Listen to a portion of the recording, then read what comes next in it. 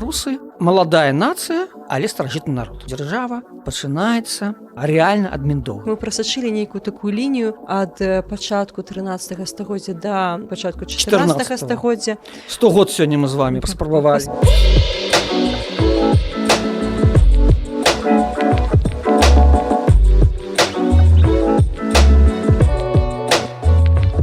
Добрый дзень, шаноўнае гаспадарства, добрый дзень, шаноўныя сябры. З вами падкаст «Так склалася гістарычна», я Дзея Ганна.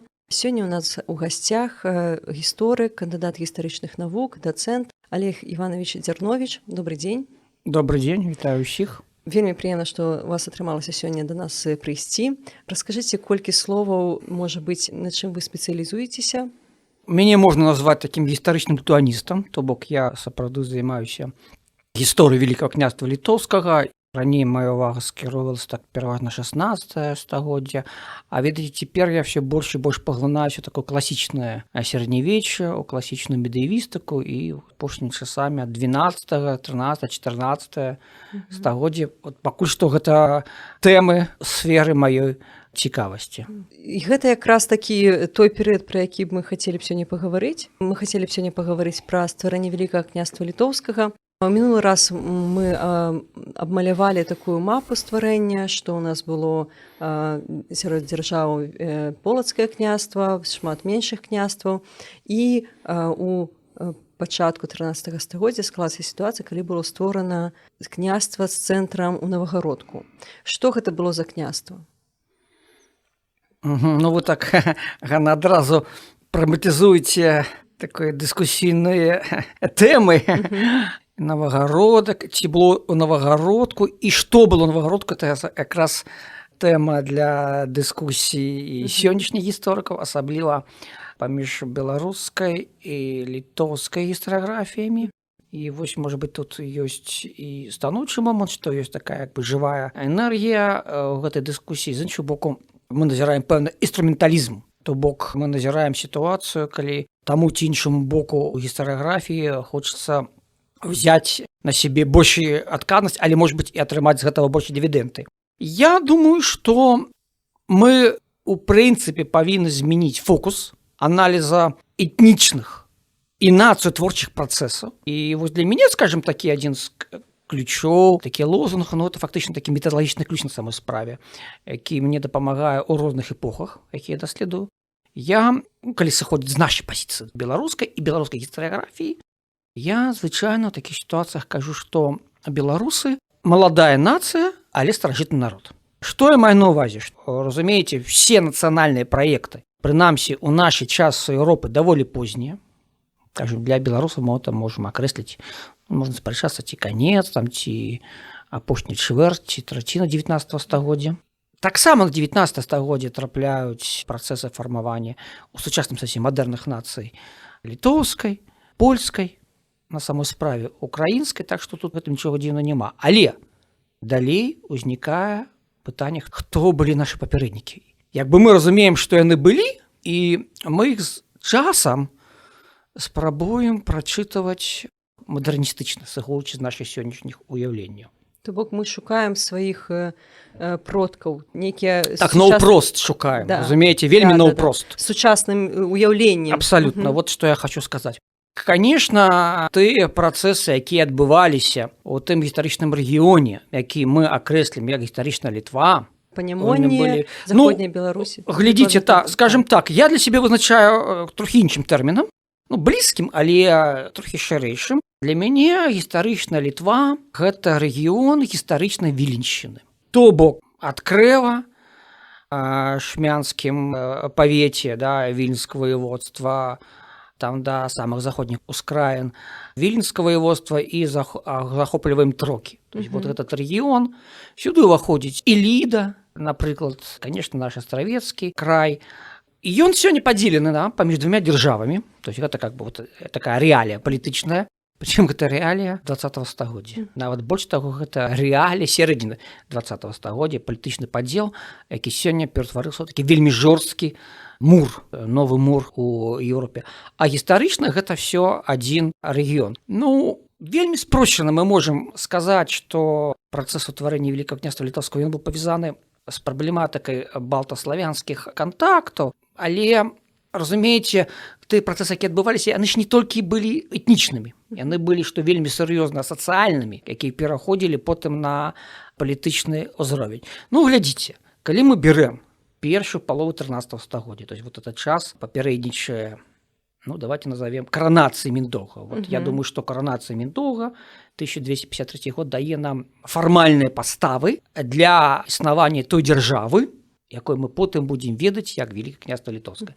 Таму што у Миндоуга было не Великае княства, яго было, ён был каранаваны на караля, то бок это было каралевство Літва.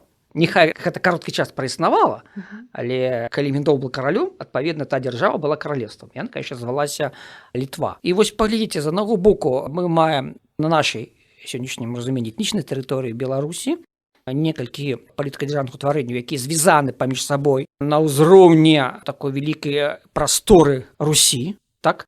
Таму што, конечно, як дзяржавы, Русь, яна існавала вельмі кароткі час, маецца на ўвазе дынастычная, так? Але прастора канфесійная, палітычная засталася. Так? То бок мы маем полацкае княства, альбо полацкая земля, калі так ужо дакладна казаць, так, карэктна, таму што она ўключала, ведаеце, фактычна некалькі княстваў, то Менскае княства, это частка полацкай землі, так? А як бы полацкі князь галоўны в рэгіёне. А з іншых боку мы маем турускую землю, якая досыць рана патрапіла у арбіту кіевскай дамінацыі, і ўвогуле была нават такая практыка, калі кіевскія князі прысылалі сваіх сыноў старэйшых на турускі стол, ну, то як бы такая практыка, то есть вот практыкавацца ў далейшым кіраванні. І вось, разумееце, уваходзіць у нашы падручнікі такая тэза, хочу, дарэчы, разабрацца, адкуль яна ідзе, ну, это відавочна тэза 20-го стагоддзя, як бы перадумовы беларускай нацыі, то есть кампаненты крывічы, радзімічы і дрыгавічы. Я думаю, што гэта схема састарэлая ўжо, таму што з іншага боку мы маем частку заходняга Палесія і да Панімоння, дарэчы, да левага паўднёвага берага Нёмана, дзе быў рэальны ўплыў валынян, а праз гэтай галіцка-валынскіх князёў. З іншага боку мы маем велізарныя абшары з правага берага Нёмана і вышэй да паставаў. Праз все гэта, праз Воложин, Ліду я ўжо казаў, праз весь этот ашмянскі павет край, які ўключае сёння 3 нашых раёны, ашмянскі, смаргонскі, астравецкі, да паставшчыны, пад Браслав. Вот у Браславе і Лідзе стаялі такія, як бы можам сказаць, славянскія гарнізоны у гэтым Балтскім моры. Вот гэта вся прастора, якая таксама, дарэчы, не была аднародна этнічна заселеная, таму што з аднаго боку мы маем усходніх балтаў, з іншого боку, ми розуміємо явну присутність яцвягаў, альбо дайнава. Ну, у любым падку, это былі балтскія племёны, і вось яны засялялі всю гэту вот тэрыторыю. Даволі вялікую, ледзьве не траціну сённяшняй тэрыторыі Беларусі. Пад Заславе падыходзіла вот та дагістарычная Літва, разумееце? І што это азначае? Што нам дасталася ад гістарычнай Літвы тэрыторыя, насельніцтва, то есть яно было акультурна зменена, але яно ж не знікла. Ну і некаторыя адбіткі ў мове, прыватнасці аканя, яканя, это чыста балцкая рыса. Прычым это літоўская рыса ў нашай мове. Ну і плюс нейкія сімвалічныя рэчы. Там ліку сімволіка, геральдыка, это вот таксама наша літоўская спадчына.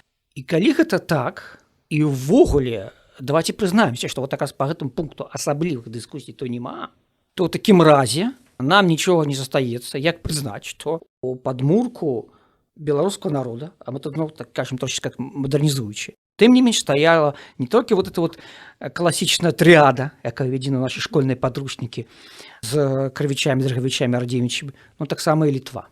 Вот. Я думаю, это вельмі важны пункт, і гэта фактычна я вам зараз раскрыў тэзу, з якой пачаў нашу гутарку, што Беларусь маладая нацыя, але старажытны народ. То есть вот папярэднікаў, продкаў мы маем глыбока, а як новы еўрапейскі праект, як мадэрна нацыя, то это, конечно, праект канца другой паловы, канца 19-го стагоддзя. Вельмі цікава, таму што сапраўды вось гэтая трыяда з славянскімі племёнамі, яна ва ўсіх падручніках, ва ўсіх ёсць. І ў гэтым выпадку, калі мы берем тэзу, што балты, яны таксама з'яўляюцца падмуркам беларусаў, такім чынам, як можна разглядаць вось гэтае створанае літоўскае каралевства? Гэта балтская дзяржава, альбо славянская дзяржава, альбо беларуска-літоўская, альбо літоўска-беларуская. Якім чынам можна яе ахарактарызаваць? Ну, разумееце, калі мы кажам пра ўзровень 13 стагоддзя, няхай нават сярэдзіне 13 стагоддзя, то, канешне, гэта ўтварэнне, якое ўзнікла, было Літвою. Ужо Гедымін, ён будзе ў сваіх актах пісацца як Рекс Літуанія эт Русія, то есть кароль літоўцаў і Русі, альбо Літвы і Русі, ну, розныя формы могуць быць. І ў гэтым ёсць такі акцэнт, ўсё ж такі, не толькі этнаканфесійны, але і палітычны, тому што не было такой дзяржавы цэльнай, тым больш на ўзроўні 13 стагоддзя як Русь. Але была прастора, дзе княства пераходзілі ў рамках вялікай такой карпорацыі рускіх князёў, такая, скажем, постскандынаўская карпорацыя, якая, уласна, відаць, і прынесла нам назву. Гэта Русь, Році. Я думаю, вы пра гэта ўжо размаўлялі. Да, так? казалі. Вот, это вельмі важная тэма, што нават тую ж Русь мы можам па-рознаму, аказваецца, разумець. З іншага боку, ёсць прастора з такой, як бы, неакрэсленай палітычнай і сацыяльнай структурай. Давайте пакуль што её умоўна назовем Літва, хаця это былі балцкія землі, і не все яны адносіліся да Літвы ў вузкім сэнсе. Яцвяжскія паселішчы, яны не адразу сталі ўспрымацца як літоўскімі. Як бы і самафармаванне панятка і дэфініцыі, разуменне тэрміна Літва, не то, што оно мае некалькі вымерэнняў вузкае і шырокае, а яно еще мае сваю тэмпаральнасць, то бок зменлівасць у часе. Таксама дэфініцыя ў развіцці. Вот гэтую прастору, якую мы маем з вами, пра якую я вам казаў, што пачынаецца там ад Паднімоні і туды пайшла далей за Кернаву, пераходзячы Вільню. Там не існавала на ўзроўні 12 стагоддзя вельмі выразнай такой палітычнай структуры, але, безумоўна, сацыяльная арганізацыя існавала. Літва, скажем, на ўзроўні летапіса 12 стагоддзя, гэта такія ватагі, як варягі ранейшого перыяда. Разумеете, вот викинги, у нас варяги в Усходней Европе. Может быть, я одразу прошу прабачэння, это вельмі умоўная такая параллель, вот казаччына 17 стагоддзя, таксама ж это было пазаэтнічнае фармаванне, гэта была сацыяльная фармацыя, якая потым набыла нейкія палітычныя рысы з гетманатам. Так вот склалася, што асноўная маса была з украінскіх земель, і ўрэшце рэшт это стала як бы такой часткай украінскай гісторыі. Вот то же самое тут. Падобна, што вот тая Літва, скажем, конца 12 стагоддзя, пачатку 13 стагоддзя не была настолькі этнічным сэнсе акрэсленая. Хаця, конечно, гэта былі паганцы, язычнікі, з аднаго боку. З іншага боку, гэта былі такія, скажем, аб'яднання, якія здзяйснялі свае рэйды. Па рускіх летапісах Літва вядома менавіта як такія ватагі разбойнікаў, якія там да Пскова даходзілі, разумееце, селам, ладгалам ім даставалася, асабліва калі пачалася ўжо нямецкая каланізацыя інфлянтаў, Лівоніі, там у них таксама такі драматычны падзел паміж гэтымі племянамі пайшоў, так што Латвія таксама вельмі познее ўтварэнне. Вось, што адбываецца ў 13 стагоддзі. Ёсць нейкі сацыяльны механізм, арганізм, можа быць, які заняты атрыманнем прыбыткаў. У той час для сярэднявечча, ёсць, скажем, належныя працы, дзе это добра аналізуецца, гаспадарка была досыць руцінная, не была вельмі прыбытковая. Але існавала два заняткі, якія давалі звышпрыбыткі. Гэта был гандаль, таму што у розных рэгіёнах розныя тавары мелі розную вартасць, і абмен мог ствараць для пэўнага рэгіёна звышпрыбытак. Для прыкладу, чым маглі так гандляваць? Дома рэчы, футра, пушніна, таму што, разумееце, я, дарэчы, это адчуў не так даўна, калі я пабачыў, як адна дзяўчына хадзіла па халоднаму замку, а замкі заўжды былі халодныя. У Радзівілаў там толькі у спальні і тапілі. І яна хадзіла па мураванаму замку, і на ней была лёгкая эта футра накінута, і ёй было цёпла. То есть гэта на самой справе вельмі функцыянальна, да. Воск. Воск атрымлівае паступовую значнасць пашырэннем хрысціянства. Трэба свечкі, і плюс само па сябе асвятлення. Метал. Метал вельмі важна. Бурштын з балтыйскай тэрыторыі любілі. Так вот, слухайце, гэта адзін від занятка, які даваў добры прыбытак. І наступны занятак рабаўніцтва. Ваеннае. То есть эти военные выправы, яны прыносілі адносна лёгкае здабыццё велізарных для таго часу матэрыяльных каштоўнасцяў, упрыгожанню, металла, плюс рабы. Палонны ён ператвараўся ў рабоў, альбо его купляюць, альбо як варягі тыя ж прадавалі Візантыю. Бо ў гэты час, конечно, ведаеце, рабства у нас існавала практычна, вы не поверите, до 16 стагоддзя. У нас на нашай тэрыторыі. Іншая рэч, што, конечно, это было не антычнае рабства.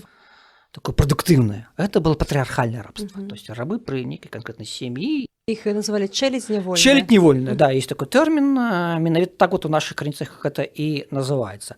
Так что ваіны занятак давалось больше прыбытак, и таму Литва была славная тым, что яны здабывали сабе прыбытак праз гэтыя паходы па всей этой тэрыторыі, ведаеце, усходнееўрапейскай, ну, паўночнай часткі, дакладней, то бок сённяшняя вся Беларусь, часткова Латвія, Эстонія, і вот то, што сёння называецца паўночны захад Расіі, гэта Пскоўшчына, Наўгародчына. Ну, адсюль ёсць у двухкосці літоўская канцэпцыя ўтварэння Вялікага княства літоўскага, што гэта вось гэтыя рабаўнікі, вось гэтая Літва, яны захапілі славянскія землі і ўтварылі тут, значыцца, княства з цэнтрам у Навагародку. Ну, метадалагічна ўсё складаней. Канцэпцыю яе ўжо абверглі, таму што ўсё ж такі знаходзіцца сведчанне аб супрацоўніцтве славянскіх племёнаў, славянскіх княстваў з гэтымі рабаўнікамі, і, уласна кажучы, Міндоўга яго ж запрасілі. Ну, мы не ведаем, няма крыніц, просто не ведаем. Ёсць версія Ермаловіча, такая гіпотэза, што яго маглі запрасіць навагародскія баяры. Але тут вот еще один аспект, мне здаецца, трэба вельмі так выразна пазначыць, такой паліталагічна ці дзяржаўна-палітычны. Разумееце, і для таго часу, і сёння, што такое дзяржава? Гэта усталяванне некага прынцыпа панавання. Потым, ну, для больш развітых грамадстваў гэта прынцып права, так успрымаецца. У цэнтры ўвагі палітычная ўлада. Правда? Ну, так. Можа быць, дзяржаўна-палітычная ўлада. Вось. І, безумоўна, утварэнне той дзяржавы, якую мы ведаем, ўсё-такі ўжо рэальна з 14 стагоддзя, як Вялікае княства літоўскае, але ў 13 стагоддзі ўжо ёсць як бы палітычны некі механізм, арганізм, якім, ну, у генеалогіі знаходзіцца. Ён быў звязаны з усталяваннем балцкай эліты палітычнага кантролю пэўнай тэрыторыі. Конкретно на пачатку усталявання палітычнага кантролю над Панімонем. Ну, там ёсць, ведаеце, у літоўскай гістаграфіі ёсць такая тэза там пра літоўскую канфедэрацыю, там маецца на ўвазе пагадненне 1219 года, якраз з галіцка-валынскімі князямі, там пералічваюцца імёны старшых літоўскіх князёў, і на базе гэтага выводзіцца тэза пра літоўскую канфедэрацыю. Но, конечно, то, што мы там читаем, это, конечно, не дзяржаўны механізм, это не дзяржава. То есть, в прынцыпе, па тых прыкметах, якія як бы мы бачым, можам казаць, што дзяржава пачынаецца рэальна ад Міндоўга. І пры ім фармуюцца тыя палітычныя механізмы і інструменты, якія дазваляюць нам казаць, што існуе ўсё ж такі дзяржава.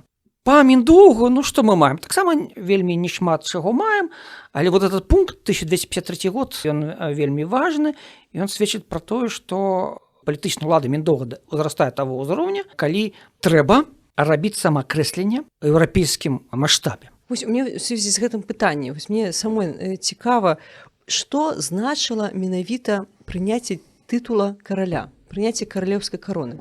Хто даваў гэты тытул? Што гэта значыла для Міндоўга? Навошта яму было патрэбна? Чаму яму не заставацца было князем?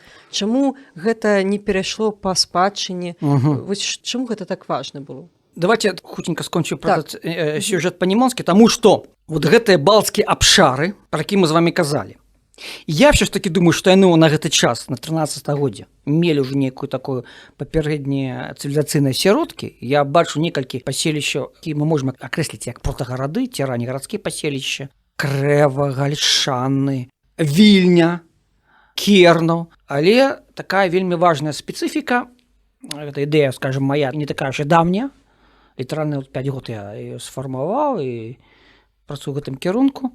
Вельмі цікава, што у гэтых гарадах, протагарадах, ці раннегарадскіх паселішчах, функцыю рамеснага-гандлёвага насельніцтва выконвалі славянскія пасяленцы, якія трапілі там ці ў выніку нейкіх каналізацыйных працэсаў, ці былі запрошаны нобелямі і кунігасамі.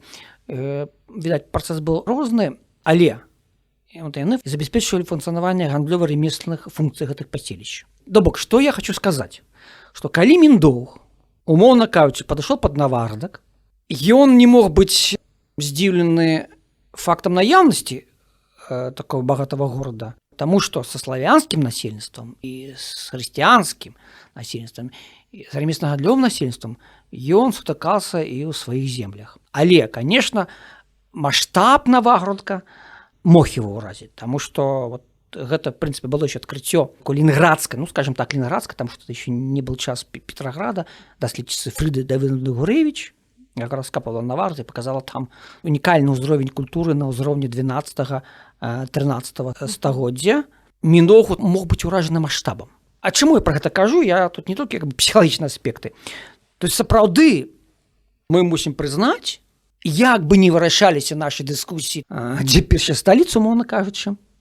Я думаю, мы еще про концепт столицы еще поговорим, потому что тут это особная как бы тема. Але в любом выпадку атрымліваецца, што Новоград был самым великим, самым богатым и самым значным городом у дзяржаве, у королевстве Міндоўга.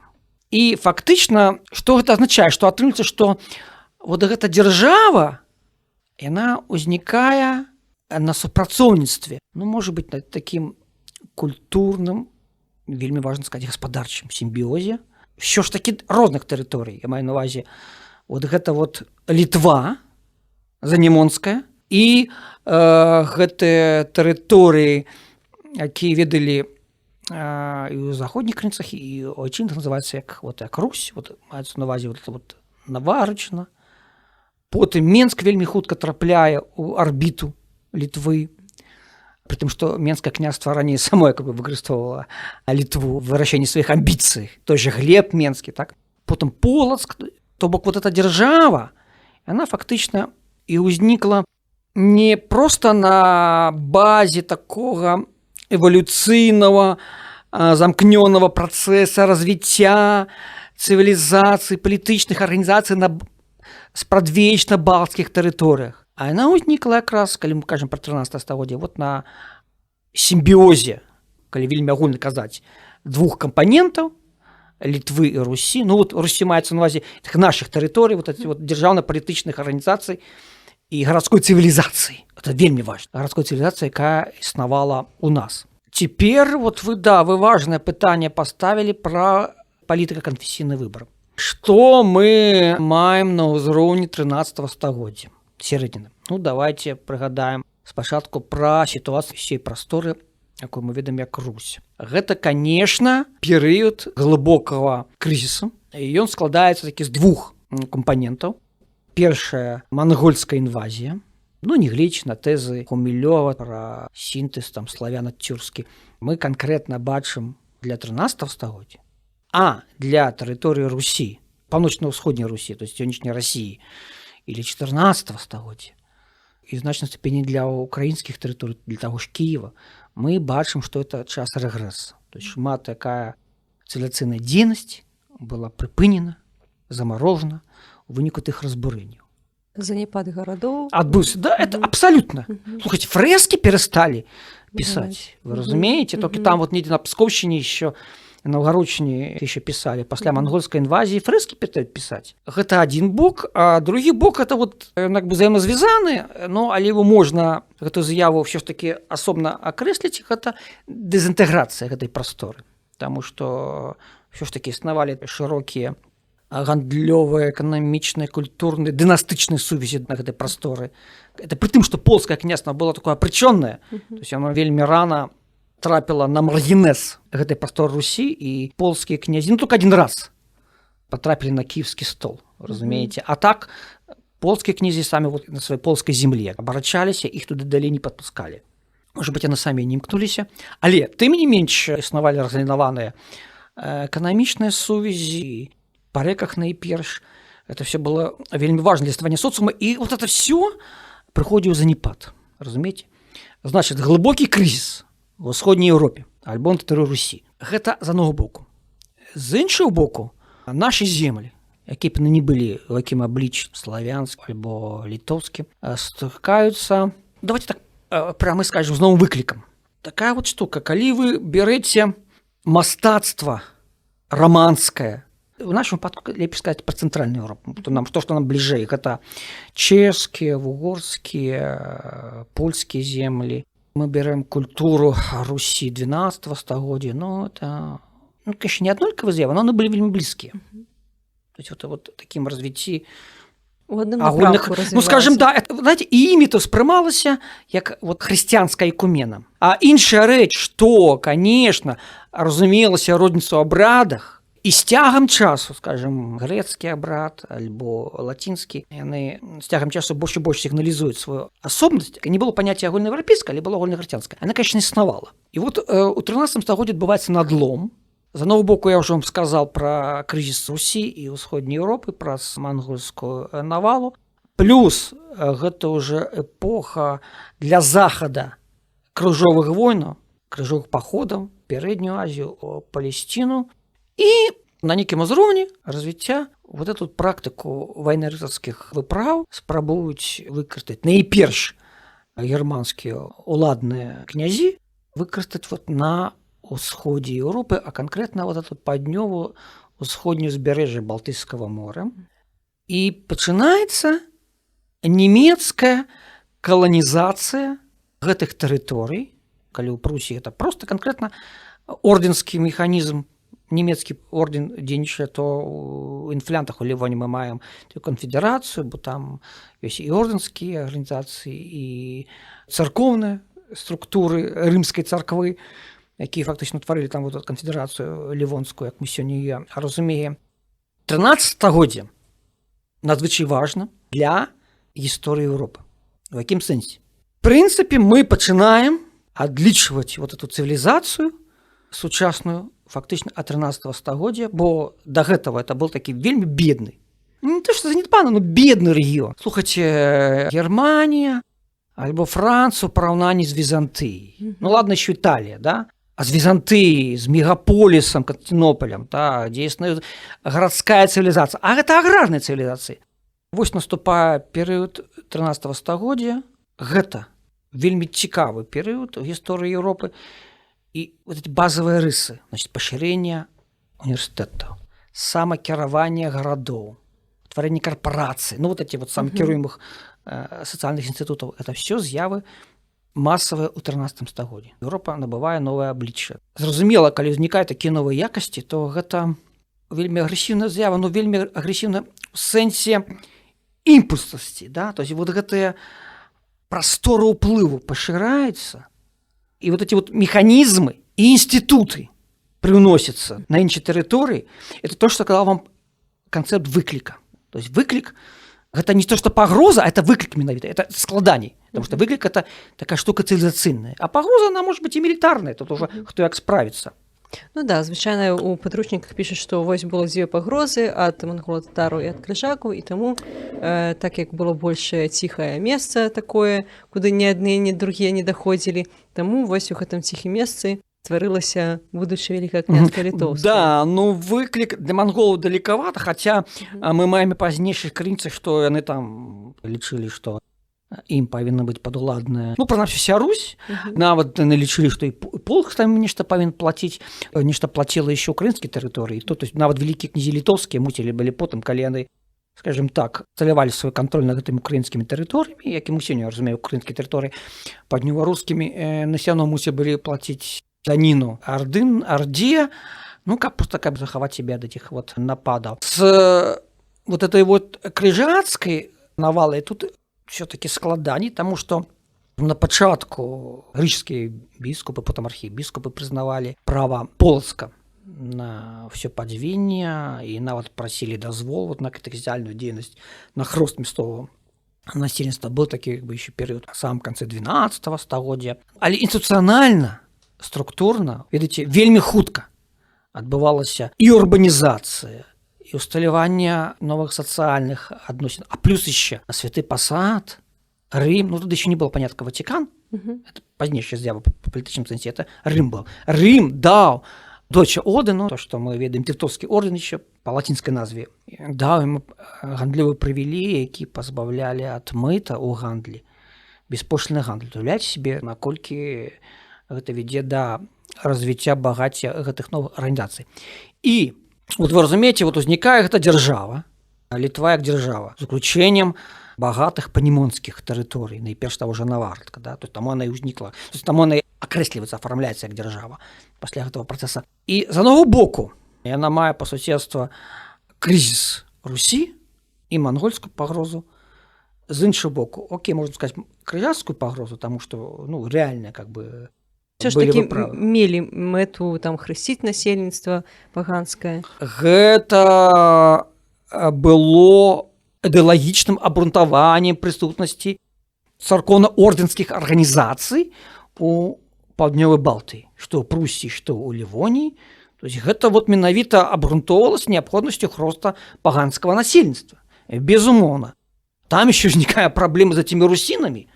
Ну, каталіцкая царква такая больш жмуткая, я вам хочу сказать, что русіны, конечно, ніякім разе не былі еретиками для каталіцкай царквы, но яны былі схізматыкамі. Схізматиками, что такое схізматык?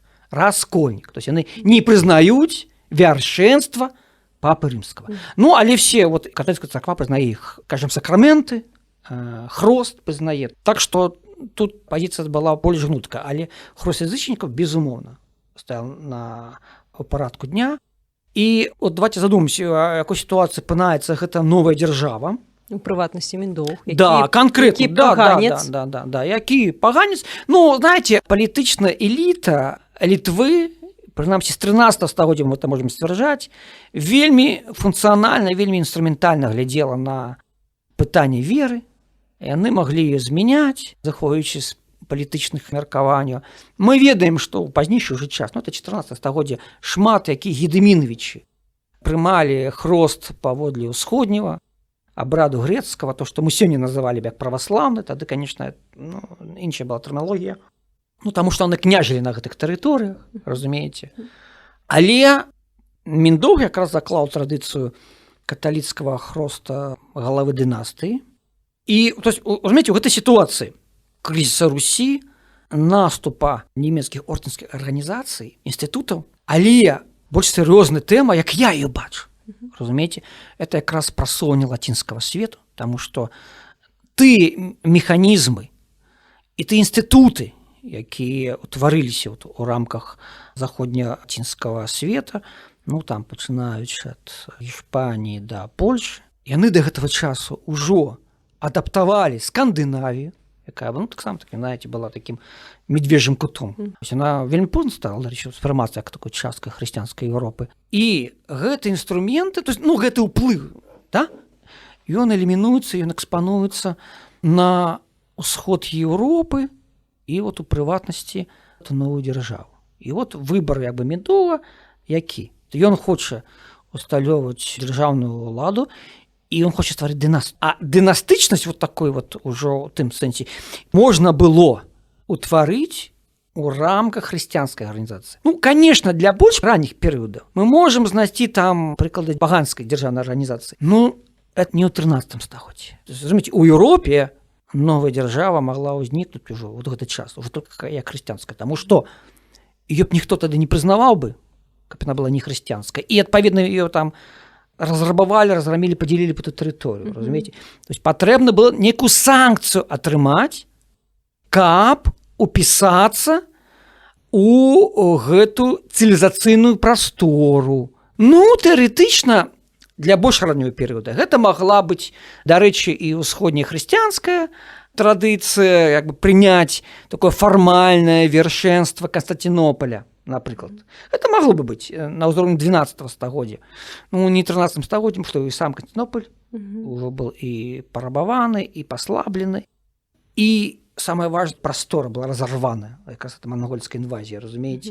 То есть уже не могло быть на прямую сувязь. То бок вось гэтым цэнтрам на сярэдзіне 13 стагоддзя, які мог даць вось гэту легітымнасць, які б мог даць магчымасць дзяржаве, ну, скажем так, павагу ад суседзяў, каб яны яе не рабавалі, каб яе не захоплівалі, толькі папа рымскі мог быць. То есть легітымнасць і прыклады дзяржаўных інстытутаў. Да, фактычна мог даць святы пасад папа рымскі.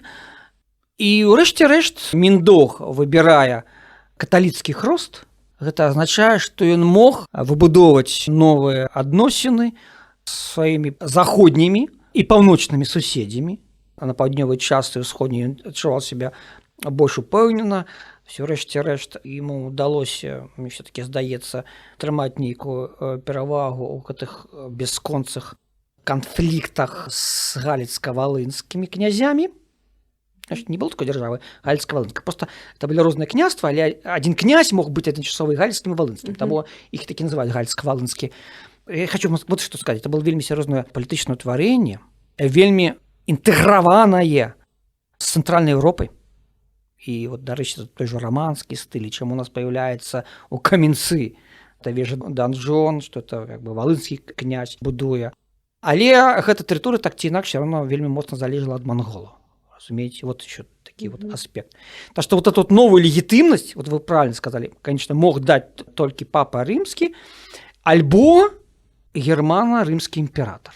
Римский император, який уже был германским императором, да, там декларовать, что они обновляют Римскую империю, але фактично это была такая германская империя. И вот на этих двух линиях и Міндох, и позднейшие уладары, тоже Гедемін, и спрабуюць гуляць, бесконцам абяцаючы потым прыняць хрост, потому что мы ведаем, что Міндох, ну, это уже вынік палітычных працэсаў внутри его края. Ну, летопіс так сцвярджае. Пазнейшы і густынскі летапіс, што ён адрокся ад хроста і ўрэшце рэшт паў ахвяру внутренних працэсаў. Атрымаецца, што Міндох, ён трошечки так наперад зашоў, да? То есть он взял на себе смелость реализации такой политической программы, якая не до конца могла быть принята, ну, давайте так просто скажем, всей литовской элиты. То есть своим двором так, але не вся литовская элита, принамсі Нальчанская, однозначно Жамойцкая, не была до этого готова. Русские княствы, при тым, что они имели такую богатую политическую традицию и такие богатые города, вот были ослаблены этими дезинтеграцыйными процессами, и наадварот, яны, в принципе, я думаю, что на некім узроўні яны нават ахвотна прымалі літоўскіх князёў, потому что князь приходит с дружиной, як служил князь, и может забеспечить некую бяспеку. Ну, конечно, им ставились умовы хросту. Да, вот мы ведаем, это, до речі, як Дамон утекае потым пасля забойства Міндовага ў Пскоў, то есть ён потым робіцца вядомым як і святы Тимофей, нават так. Так что да, вот на ўзроўні 13 стагоддзя реально такая политичная и культурная, что вот эта санкция могла прийти из Рима, и одночасово сбоку римского германского императора, и Міндох паспрабавал ее принять и реализовать эту программу новой легитимности Литвы. Ну, так до конца он ее не реализовал, эту программу. И уже наступники Міндога опынулись в такой цікавой ситуации, что яны поширяются на ўсход, практично упершыню вся тэрыторыя Беларусі апынулася інтэграванай у рамках дзяржаўнага палітычнага механізма толькі ў 14 стагоддзі менавіта у складзе Великого княства літоўскага. Вось. І пры той як бы дэмаграфічнай значнасці і урбаністычнай значнасці палітычная санкцыя застаецца літоўскім лідарам патрэбна з боку Рыма. Потым еще польскі фактор. Ну, это вот подводит до того, что врешті-решт была подписана Кревская уния, и теперь мы как бы разумеем, вот, что мы менавіта на таким вот узроўні, такім варыянце, да, вот, яна была реализована, что двор великокняжскі прымаюць уже незваротна каталіцтва. А до гэтага з прэзда Кревскай уніі, вы разумееце, что гэта реально палітычная традыцыя існуе, что князем Литвы, ну, мы ретроспективно надаем еще, однако, великий князь Литвы, ну, как подкрыть, что это глава державы, але тады это просто был князь Литвы, мог быть поганец, разумеете? Умовно кажучи, Альгерд мог мець хрысціянскіх братоў, але, каб быць князем, ён мусіў быць публічна поганцем. Ну, по Альгерду есть спрэчкі, потому что у него было 2 шлюбы с русскими князёнами. Ну, русским, ну, в том смысле, конечно, мы, историчный термин, не случайно, конечно, да. Витебская князёна и Уляна Тверская. Тяжко уявить, как русские князі отдавали своих дочок. Ну, это супярэчыла кананічнаму праву. Я, в принципе, схиляюсь, что формально хрост мог прыняць, але публічна, як уладар державы, ён дэклараваўся як паганец. Вот очень как бы специфика. Только вот пасля Крэва конкретно Ягайло робится христианином у римской традиции заходней, латинской ліпійскай традиции. Прасоўваць менавіта на дзяржаўным узроўні ўжо каталіцкая. А до этого, сколько это прошло? Да. Вы разумеете, это прошло больше, чем 100 год. Потому что это эксперимент, ту практику паспрабаваў рэалізаваць Міндох, и это, в принципе, на ім скончилось. Разумеете, вот да, такая вельмі дзіўная ситуация. Власна кажучы, дынастыю ему так и не удалось. И он был забыты. як уладар. Всім апроч немцаў. Ён нам жамоть перадаваў. Літоўскія князі жамотью гандлявалі вельмі цынічна, ну, у залежнасці ад палітычнай кан'юнктуры. Захоўваць мір з ордэнам у Прусіі, альбо шукаць іх падтрымку, і вот такой разменнай манеты якраз выступала жамоть. Ну, і, дарэчы, вот тут узнікае еще тэма пра сталічнасць, я думаю, на сёння это, может быть, наш апошні сюжет будзе. Да, давайте абмяркуем. Да, потому что, конечно, разумеете, для такого как бы суворого средневечья тэрмін сталіца не будзе карэктным. То есть не было акта, які прадвяшчае сталіцу. Што ёсць? Ёсць рэзідэнцыі, ёсць гаспадарчыя, культурныя цэнтры, сакральныя цэнтры. Канкрэтна пра Міндога. Мы маем дыскусію вакол 3 пунктаў. Дзе яго была рэзідэнцыя, дзе яго была каранацыя і дзе ён кіраваў надалей. Я схіляюся вслед за Мацеем Стрыкоўскім, які перабіраў розныя версіі. Все ж таки, што Міндоўг хутчэй за ўсё, ну, бачыце, я буду асцярожны, на 100% я вам не скажу, но я мяркую, потому что мы маем, што хутчэй за ўсё Міндоўг быў каранаваны ў Наваградку. Ці лепей сказаць пад Наваградкам, там што не было як бы такой царквы, дзе там тым больш касцёла, дзе все маглі б сабрацца, это у поле пад Наваградкам, як піша Стрыкоўскі. І апроч таго, Навардак, як я ўжо вам сказал вышэй, быў галоўным такім цивілізацыйна-урбаністычным цэнтрам дзяржавы, то Літвы Міндоўга, так назовем. Значит, у літоўскай гістарыяграфіі ёсць тэза пра першую літоўскую сталіцу, может быть, вы ее чулі, гэту тэзу пра Кернаву. Я там бывал неаднаразова, это вельмі цікавы, фантастычны помнік, лакацыя такая. Што мы ведаем па Кернаве? У нямецкіх тэкстах, хроніках нападу праходзіць Кернава як горад у зямлі Тродзеня. То есть Тродзень – гэта адзін з літоўскіх князёў якраз з канца 13 стагоддзя. То есть пасля там забойства Міндоўга прайшло ўжо 3 стагоддзя. І вот ён адзін з галоўных князёў гэтай дзяржавы, і гэта быў ягоны горад, магчыма, это была яго сталіца. І вот на этой базе якраз літоўская гістарыяграфія выбудоўвае тэзу пра першую сталічнасць у Кернаве. То есть Кернава ў любым выпадку вельмі важны цэнтр, але ну, калі вы уважліва слухалі нашу дыскусію, вы бачыце зусім іншая храналогія. Гэта канец 13 стагоддзя, а гэта сярэдзіна 13 стагоддзя. То бок, рэальна супярэчнасці паміж гэтымі двумя аб'ектамі няма.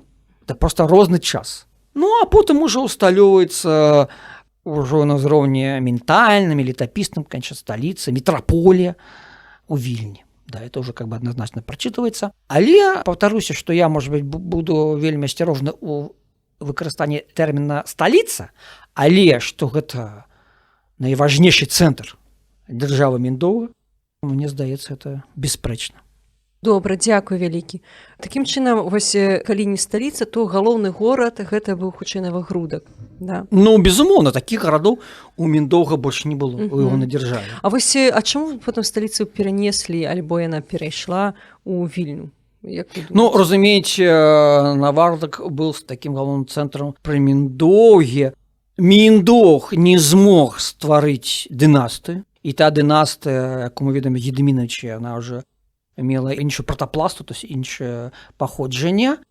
І апроч таго, та Літва на ўзроўні 14 стагоддзя, она все-таки вельмі рэзка адрознілася ад Літвы 13 стагоддзя, як дзяржава маю на ўвазе, да? То есть она ўжо ўключила ў себя вельмі шмат беларускіх, ну, в сучасным тэрміне тэрыторый, там, з Полацка, але і вельмі выразна прасунулася далей на паўночны захад, уласна, балцкія тэрыторыі. А дынастыя была балцкая, і вот Вільня была такім, атрымалася, што ў цэнтры гэтых даменаў, дынастычнага дамена той эліты, якая прыйшла да ўлады, плюс Вільня рэальна мела камунікацыйна такое вельмі выгоднае размяшчэнне, да, скажем, Коўна была вельмі значны гандлёвы цэнтр як бы з немцамі, але адначасова ён падпадае пад занадта блізка. Да, занадта блізка. А Вільня ўсё ж такі аддалена туды больш сэрцы гэтага краю. І Вільня-то ёсць цэнтрам нават геаграфічным. Вот той Літуанія пропря, альбо уласна Літвы, за якой сыходзілі гэтыя дзяржаватворчыя працэсы 13 стагоддзя. Так што ў пэўным сэнсе Вільня лагічна, што стала сталіцай. Але, конечно, тэарэтычна маглі быць трокі. Так, Гародня навряд ці все-таки Гародня тут таксама было, ведаць, вельмі моцна высунута ў бок Прусіі, таксама мінусы. Ці мог быць Навардак надалей выконваць? Ну, вот я так вам скажу, это такі ўжо, знаете, пачынаецца мадуляванне гістарычна такое, да? І оно, в прынцыпе, мае месца, таму што вельмі рэдка, калі працэсы гістарычна адбываюцца вельмі адназначна, заўжды ёсць нейкія альтэрнатывы. Я не выключаю, што калі б Міндоўгу ўдалося ўсталяваць сваю дынастыю, сапраўды Навардак стаў бы сталіцай, скажем так, гэтай новай дзяржавы.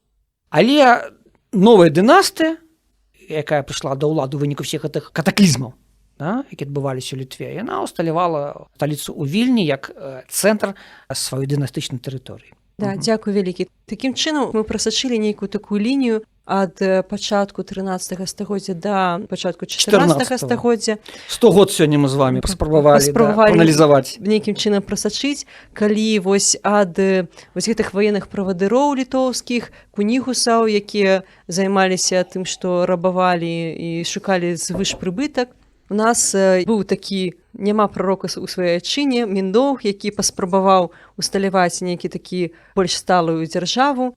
У яго гэта атрымалася, не атрымалася, але менавіта гэта дала нейкі імпульс, да якога гэтыя інстытуты заходнееўрапейскай дзяржаўныя, яны ўсё ж такі прывіліся на тэрыторыі гістарычнай Літвы, і было створана княства, якое потым стала адной з самых вялікіх усходнееўрапейскіх дзяржаваў. Ну да, безумоўна, для ўсходняй Еўропы можна смела гэты тэзіс выкарыстоўваць. Да, дзякуй вялікі, Олег Іванович, за размову. На гэтым мы на сёння скончым. Калі ласка, слухайце нас на платформах для падкастаў, на Apple падкастах, на Google падкастах, на YouTube. Подписывайте на наш Instagram і будзем радыя вашым лайкам, падпіскам, каментарыям і да новых сустрэч.